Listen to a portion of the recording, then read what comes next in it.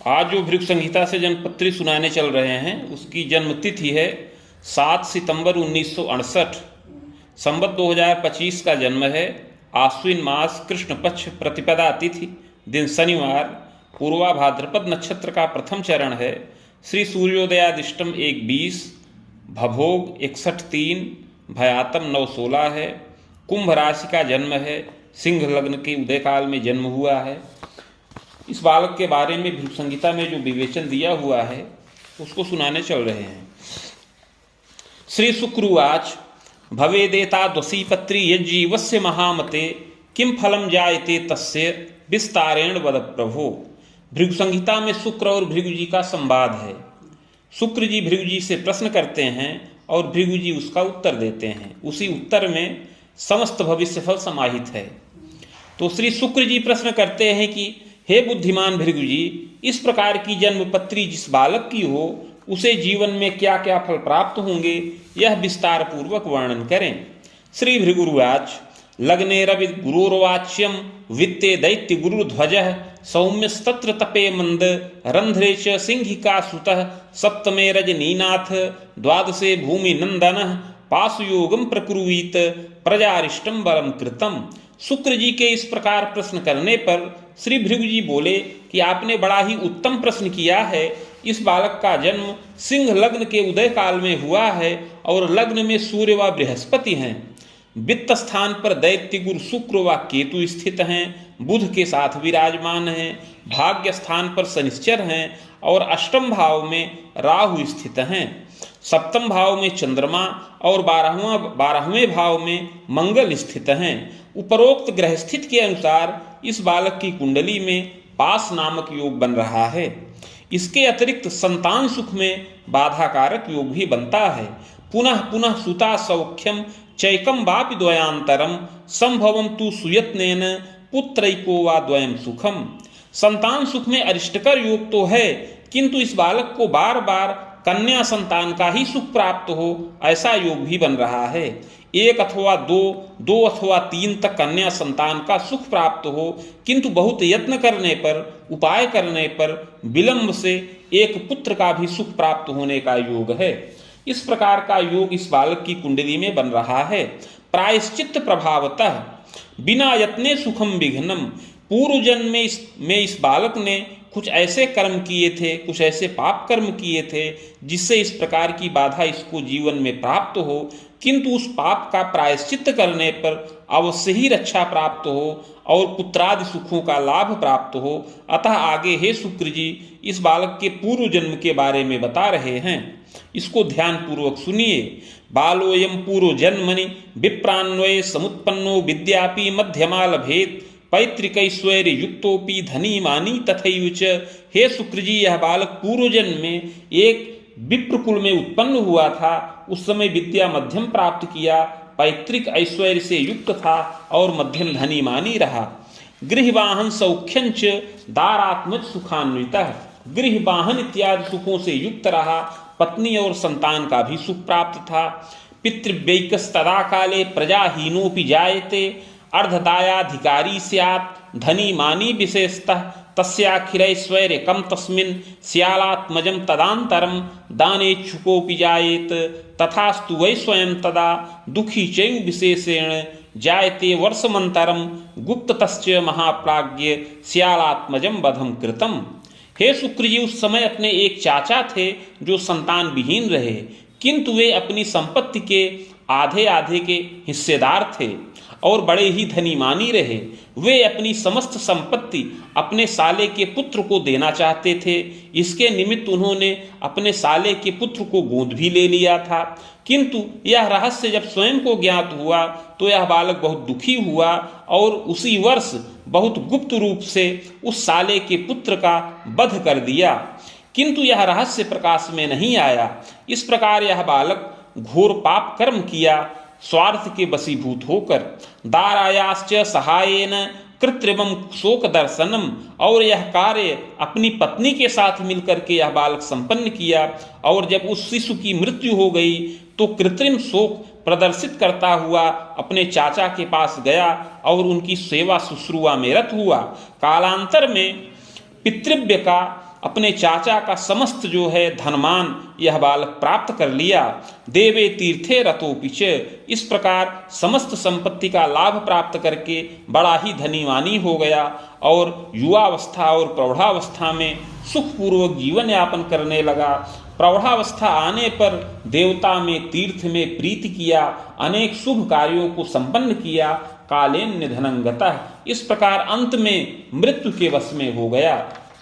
स्वर्ग नरको भयम लाभम भुक्तः सत सत कर्मकम भोगान्ते पुनः भोगार्थ मागतो वसुधातले चाधुना मानुषे देहे सोत्पत्तिर्जायते कवे। हे शुक्र जी, मृत्यु के पश्चात कर्मानुसार स्वर्ग व नरक दोनों प्राप्त किया।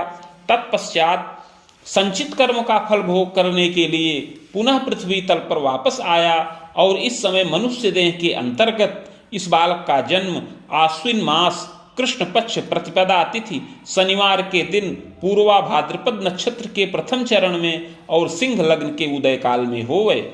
चोत्पन्न सुंदरो मध्य गोधूमश्च प्रभान्वितः संपुष्टोपि जायेत बाले क्षीण तनुर यदा यौवने जायते तात प्रौढ़े च स्थूलतायुतः। यह बालक मध्यम सुंदर शरीर का हो, गेहुआ रंग हो, हल्की सी श्यामता लिए हुए शरीर का बालक हो, सम ऊंचा कद हो। यद्यपि बाल्यावस्था में कुछ क्षीणता युक्त रहे किंतु युवावस्था में मध्यम पुष्ट शरीर का हो और प्रौढ़ावस्था आने पर कुछ शारीरिक स्थूलता भी प्राप्त करे। खल्वाटो जायते तात, इसके बाल असमय में ही झड़ जाएं, इस प्रकार का योग बने। सुंदर सिर हो, ऊंचा ललाट हो, पुष्टस्कंधोच्च बच्छंच मुखाधरादिकम शुभम, कंधे पुष्ट हो, वक्षस्थल ऊंचा हो, मुख अधर इत्यादि शोभनीय हो, पादहस्तादिकम सौम्यम अपरांगम यथाक्रमम, हाथ पैर आदि की बनावट सुंदर हो, शरीर के अन्य अंग यथा योग्य हो। पैतृक ऐश्वर्य युक्तोपि भूम्याराम गृहादिकम साधनम लभते सर्वम मातृपितृ सुखम चिरम खवेदोर्ध्वम विजानीयात। हे शुक्र जी, यह बालक पैतृक ऐश्वर्य से युक्त हो, पैतृक ऐश्वर्य में भूमि बाग गृह इत्यादि का मध्यम साधन प्राप्त करे। माता पिता का भी सुख प्राप्त करने का योग है, जो अपनी 40 वर्ष की अवस्था से अधिक ही रहे। सुखे सह द्वादशे गृहे नीच रासौ शुभो नैव मातृपितृ सकाश के सेवलैक सुखम पूर्णम भ्रातृ सौख्ये बाधकम यदि जातोल्पजीवी स्यात् सहजापि धिका सुखम लभते नात्र संदेहो वेदांतरम न संशयः। सुखेश द्वादश भाव में नीच राशिगत हैं, अतः माता पिता में से केवल एक का ही सुख इस बालक को पूर्ण प्राप्त होने का योग है। इसके अतिरिक्त इस बालक को भाई के सुख में बाधा कारक योग बन रहा है। भाई का सुख इस बालक को न प्राप्त हो, अगर कोई पैदा भी हो तो अल्पजीवी हो, किंतु बहन का सुख अधिक संख्या में प्राप्त होने का योग है। 4 या 4 से अधिक बहन इस बालक के रहें, इस प्रकार का योग बन रहा है। पंचमेशो गतो लग्ने सूर्यस्तत्र स्वगेह के प्रज्ञावान धार्मिकश्चैव मातृपितृ सुसेवक कर्मण्यश्चतुरो वाग्मी विद्या विनय संयुतः शत्रुमर्दी अभीतोपि स्वजनादर कारकः। पंचम भाव के स्वामी लग्न में स्थित हैं और सूर्य भी वहीं पर अपनी राशि में विराजमान हैं, अतः यह बालक युवावस्था में बड़ा बुद्धिमान हो और धार्मिक विचारधारा का होए, माता पिता का सेवक हो, बड़ा ही कर्मण्य और चतुर हो, विद्या विनय से युक्त हो, शत्रुमर्दी और निडर स्वभाव का हो, स्वजनों का आदर करे, विद्योपाधिम लभेच्चैव स्वभाषावर्तिनीमपि, विद्या की उत्तम उपाधि का लाभ प्राप्त करे, अपनी मातृभाषा एवं अन्य भाषाओं का ज्ञान प्राप्त करने वाला होवे। कला साहित्य कम ज्ञानम योग्यता स्नात कम लभेत यौवने स्वभुजायंच कृतशीलस तपोधन। इस प्रकार इस बालक को कला साहित्यादि विषयों का ज्ञान प्राप्त हो, स्नातक तुल्य योग्यता से युक्त हो और युवावस्था में यह बालक अपनी भुजाओं से धनोपार्जन करे। नृप गेहे रतश्चैव ग्रामाधिकार क्षेत्र के वेतनायम प्रकुर्वीत यौवने प्रौढ़ के कवे पदोत्थानम प्रकुर्वीत चाधिकार युतोपि च। युवावस्था में इस बालक को राजकीय पद प्राप्त होने का योग है। ग्राम विकास के क्षेत्र में यह बालक नियुक्त हो और उसमें वेतन का लाभ प्राप्त करे। यद्यपि प्रारंभ में लिपिक स्तर का पद इसको प्राप्त हो, किंतु धीरे धीरे पद में उन्नति करता हुआ आगे अधिकार से भी युक्त हो जाए। इस प्रकार युवावस्था और प्रौढ़ावस्था के काल में यह बालक राजकीय पद और वेतन का उत्तम लाभ प्राप्त करे और नगर में गृह का निर्माण भी करे। नखांतरम लभेदाराम याम में नैऋत्य के थवा। बहुत शीघ्र ही 20 वर्ष की अवस्था के अंतर्गत ही इस बालक को पत्नी का सुख प्राप्त हो, अर्थात इसका विवाह 20 वर्ष की अवस्था के अंतर्गत ही संपन्न हो जाए। याम में नैऋत्य के थवा, दक्षिण दिशा में अथवा नैऋत्य कोण में पत्नी का सुख इस बालक को प्राप्त हो। सुंदरी मध्यमाचेयम पतिभक्ता प्रियम वदा गृहे कार्ये सुदक्षा स्यात् इयम तु पूर्वजन्मनः दारा भूयो लभेच्चैव पुत्रे सह लग्न के स्थितः सूर्यस्तत्र शुभो नैव पुत्रारिष्टम बलम अपि। पत्नी मध्यम सुंदरी हो, पतिभक्ता हो और प्रियंवदा हो, इसके अतिरिक्त गृह कार्य में अति सुदक्ष हो, यह पूर्व जन्म की पत्नी हो, पुनः पत्नी के रूप में इस जन्म में प्राप्त हो। पुत्रेश लग्न में सूर्य के साथ शुभ नहीं है, अतः पुत्र सुख में विशेष बाधाकारक योग बन रहा है। दैवतो दुहिता सौख्यम पक्षांतरम न संशय। दैव योगवश प्रारंभ में बार बार कन्या संतान का सुख इस बालक को प्राप्त हो, 2 तक कन्या संतान का सुख प्राप्त हो और पूर्व जन्मकृत पाप के प्रभाव से अगर कोई पुत्र का गर्भ आए तो वह गर्भ नष्ट हो जाए या पूर्ण न हो। श्रावम चापि भवेतपि, गर्भ नष्ट होने का योग बने। जायते पूर्व पापेन चिंतार्तो दंपति यदा। इस प्रकार पूर्व जन्मकृत पाप के प्रभाव से इस बालक को कन्या संतान का तो सुख प्राप्त हो, किंतु पुत्र सुख में बाधा उत्पन्न हो, जिससे यह दंपति चिंतातुर रहे। यौवने प्रौढ़ के तात स्वास्थ्य बाधा पि जायते। इसके अतिरिक्त युवावस्था और प्रौढ़ावस्था के काल में इस बालक का स्वास्थ्य भी कुछ बाधा युक्त रहे। विशेषेण महाप्राज्ञ वसुवेदे खबाणकम बुधस्यु दशायांतु गल ग्रंथि विकारकम। विशेष करके 48 से 50 वर्ष की अवस्था में, पुनः 56 से लेकर के 60 और 62 वर्ष की अवस्था में इस बालक को शारीरिक कष्ट प्राप्त होने का योग है। इस बालक के ग्रंथ विकार का योग उत्पन्न हो, गल ग्रंथि का विकार उत्पन्न हो, आमोदर यकृत दोषम, उदर का विकार, पेट का विकार, यकृत जन्य क्लेश भी प्राप्त होने का योग है। इस प्रकार 50 से 56 वर्ष की अवस्था में, पुनः 60 से 62 वर्ष की अवस्था में कष्टकारक योग बने। उस समय केतु की दशा के प्रभाव से इस बालक का स्वास्थ्य बाधित हो और स्वास्थ्य के निमित्त बड़ा धन नष्ट होने का योग है और आयु भय भी प्रदर्शित हो। पद भीतिर महाप्राज्ञ किंग कर्तव्य विमूढ़ का। कभी कभी इस बालक के पद में भी बाधा उत्पन्न हो जाए, कभी नृपकोप, अभियोग इत्यादि से भी पीड़ा प्राप्त करे और किंग कर्तव्य विमूढ़ भी रहे। तथास्तु रक्षितो यत्ने ग्रह योगानुसारतः। यह सब इसके पूर्व जन्मकृत पाप के प्रभाव से प्राप्त हो, किंतु पूर्व जन्मकृत पाप का प्रायश्चित करने पर अवश्य ही रक्षा प्राप्त करे।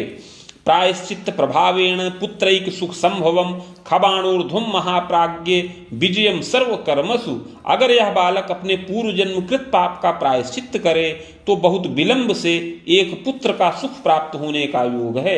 इस प्रकार 50 वर्ष की अवस्था के पश्चात विशेष भाग्य वृद्धि और कर्मों में विजय प्राप्त होने का योग है। आरोग्यश्चापि जायेत पदोत्थानम प्रकारितः। इस प्रकार शारीरिक आरोग्यता को भी प्राप्त करे, पद में वृद्धि करे और अपनी समस्त अभिलाषाओं को पूर्ण करे। बिना यत्ने फलम न तु, किंतु प्रायश्चित न करने पर ऐसा कोई फल न प्राप्त हो। तस्याग्रे च मया यत्नम कथयामि विधानतः। अतः हे शुक्र जी, आगे उस यत्न और प्रायश्चित की विधि बता रहे हैं। स्वर्णपत्रम प्रकुर्वीत रामटंक प्रमाणकम नगांगुला यथाकारम तन्मध्ये चाष्ट गंधतः गोपालमूर्ति कमलेख्यम सर्वबीजमलंकृतम प्रतिष्ठाप्राणकम कुर्यात् घटे स्थाप्यम विधानतः भार्गवी संहिता साकम पूजनम खोडसादपि।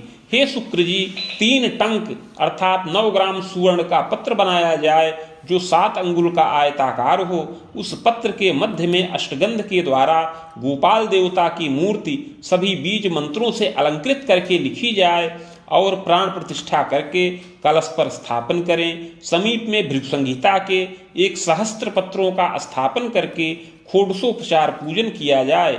मदुक्तम गोपाल मंत्र लक्ष्यैकम च जपम चरेत हवनादिर्विधानेन मूर्तिमाचार्य दापनम। तत्पश्चात भृगु संहिता में वर्णित गोपाल देवता का मंत्र 1 लक्ष संख्या में जप किया जाए। जप के पश्चात हवन, तर्पण, मार्जन इत्यादि करके मूर्ति आचार्य को दान करे। यत्नोक्ते पूर्व पापंच समनम सर्व सुखम लभेत। इस प्रकार का यत्न प्रायश्चित करने से पूर्व जन्म कृत पाप समन हो और इस जन्म में समस्त सुख और मोद की प्राप्ति हो। भाग्य वृद्धि विशेषेण पुत्र सौख्यम जजायते। विशेष भाग्य की वृद्धि हो और पुत्र आदि का सुख प्राप्त हो। यौवने प्रौढ़ केतात स्वभुजायम पुनः पुनः। इस प्रकार प्रायश्चित करने से युवावस्था और प्रौढ़ावस्था के काल में यह बालक बहुत उन्नति करे, संतानों को विद्या का लाभ प्रदान करे और परिवार का उत्तम पालन पोषण करने वाला होए। यद्यपि सप्तमे चंद्र कुज दृष्टिस्तथोपरि दाराभीतिस्तथोद्वेग दुर्जे रोगकम तथा खबाणे रिपुबाणांतम सार्धम यावत न शोभनम। यद्यपि सप्तम भाव में चंद्रमा है, उस पर मंगल की क्रूर दृष्टि पड़ रही है, जिससे युवावस्था और प्रौढ़ावस्था के काल में इस बालक की पत्नी को भी कष्ट प्राप्त हो, शारीरिक व्यथा हो, दुर्जय रोग से पीड़ा हो। विशेष करके 50 से लेकर 56.5 वर्ष की अवस्था में और पुनः 60 से 62 वर्ष की अवस्था में स्वयं को और पत्नी को भी कष्ट प्राप्त हो, आयु भय हो, किंतु रक्षा प्राप्त होए। संघर्षम विविधम गेहे मानसी दैव की व्यथा। कुछ पारिवारिक संघर्ष भी उत्पन्न हो और मानसिक दैवीय व्यथा भी उत्पन्न होवे, किंतु यह सब क्लेश यत्न और प्रायश्चित पूर्वक रक्षा प्राप्त होए। मृत्युंजय मंत्र के जप से भी रक्षा प्राप्त होने का योग है। शिवार्चने सुखी भूयात दीर्घजीवी च जायते। यह बालक प्रायश्चित को करके नित्य शिवार्चन करे तो अवश्य ही सुखी हो और दीर्घ जीवन का लाभ प्राप्त करे। वाहनाधि पतिश्चाग्रे नवोद्योगम कृतोपि च। यह बालक वाहन इत्यादि का सुख प्राप्त करे। सेवा निवृत्त होने के पश्चात कोई नया उद्योग भी करे। रिपुराणांतरम सार्धम यावत्तु नेष्टकम फलम। यद्यपि युवावस्था में और प्रौढ़ावस्था के काल में कष्टकारक योग बन रहा है, विशेष करके प्रौढ़ावस्था के काल में 56.5 वर्ष की अवस्था तक, पुनः आगे 60 से लेकर 62.5 वर्ष की अवस्था तक कष्टकारक योग है, किंतु इस समय अवधि में यत्न और प्रायश्चित को करने से अवश्य ही रक्षा प्राप्त करे और संतान के द्वारा सुखी हो और बहुत धन मान का लाभ यह बालक अर्जित करे। चाग्रे शुक्र दशा मध्य महासौख्यम प्रदर्शनम। 56.5 वर्ष की अवस्था के बाद से शुक्र की महादशा चले, जो बहुत शुभ कारक है। इसमें यह बालक समस्त भौतिक सुखों का लाभ प्राप्त करे, पद में वृद्धि करे, अधिकार से युक्त हो। इस दशा में संतानों की विद्या में भी वृद्धि हो, प्रजोद्वाहादि गौरवम और संतानों के विवाहादि का कार्य भी संपन्न हो। प्रजा द्वारा धनम लाभम पौत्रादिक सुखम लभेत। संतान के द्वारा धन की प्राप्ति करे, पौत्र व दौहित्र इत्यादि का सुख प्राप्त करे। देवे तीर्थे अनुरागंच। देवता और तीर्थ में उस समय बड़ा अनुराग उत्पन्न हो। मध्य क्लेशम च तापकम चर्म कंठ विकारंच शल्योपचारकम अपि। किंतु इस दशा के मध्यकाल में और दशा के उत्तरार्ध में चर्म रोग और कंठ का विकार प्राप्त हो, शल्योपचार का भी योग बने। रक्षितो जायते यत्ने। यत्न पूर्वक रक्षा प्राप्त करे। रिपुसप्तांतरावधिम निधनम जायते सत्यम। इस प्रकार हे शुक्र जी 76 वर्ष की अवस्था में इस बालक का निधन होने का योग है। भूयश्च बाहुजान्वये जनिता कर्मयोगेन नात्र कार्यम विचारणम। मृत्यु के पश्चात अगला जन्म बाहुज कुल में क्षत्रिय कुल में प्राप्त हो, सत असत कर्मों के अनुसार। इति भृगु संहितायाम फलम समाप्तम।